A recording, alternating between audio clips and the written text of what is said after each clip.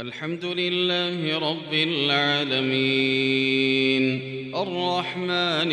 الرحيم مالك يوم الدين إياك نعبد وإياك نستعين اهدنا الصراط المستقيم صراط الذين أنعمت عليهم غير المغضوب عليهم ولا الضالين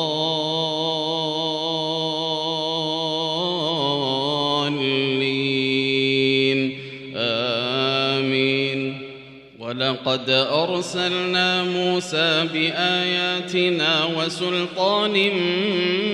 مبين إلى فرعون وملئه فاتبعوا أمر فرعون وما أمر فرعون برشيد يقدم قومه يوم القيامة فأوردهم النار وبئس الورد المورود وأتبعوا في هذه لعنة ويوم القيامة بئس الرفد المرفود ذلك من أنباء القرى نقصه عليك منها قائم وحصيد وما ظلمناهم ولكن ظلموا أنفسهم فما أغنت عنهم آلهتهم التي يدعون من دون الله من شيء لما جاء أمر ربك وما زادوهم غير تتبيب وكذلك أخذ ربك إذا أخذ القرى وهي ظالمة إن أخذه أليم شديد إن في ذلك لآية لمن خاف عذاب الآخرة ذلك يوم مجموع له الناس وذلك يوم مشهود وما نؤخره إلا لأجل معدود يوم يأتي لا تكلم نفس إلا بإذنه فمنهم شقي وسعيد فأما الذين شقوا ففي النار لهم فيها زفير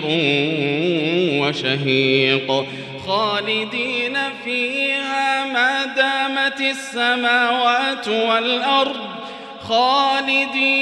فيها ما دامت السماوات والأرض إلا ما شاء ربك إن ربك فعال لما يريد وأما الذين سعدوا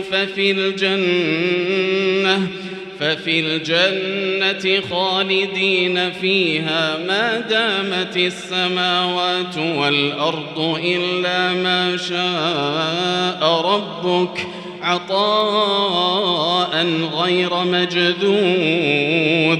فلا تك في مرية مما يعبد هؤلاء ما يعبدون إلا كما يعبد آباؤهم من قبل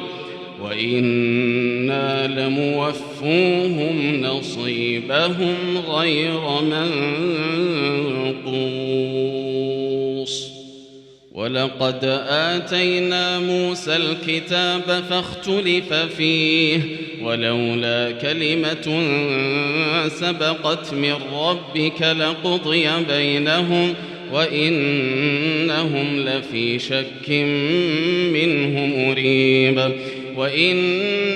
كلا لما ليوفينهم ربك أعمالهم إنه بما يعملون خبير فاستقم كما أمرت ومن تاب معك ولا تطغوا إنه بما تعملون بصير ولا تركنوا إلى الذين ظلموا فتمسكم النار وما لكم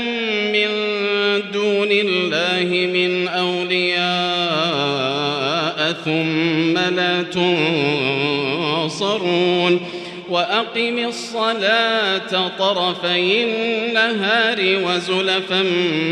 من الليل إن الحسنات يذهبن السيئات ذلك ذكرى للذاكرين واصبر فإن الله لا يضيع أجر المحسنين.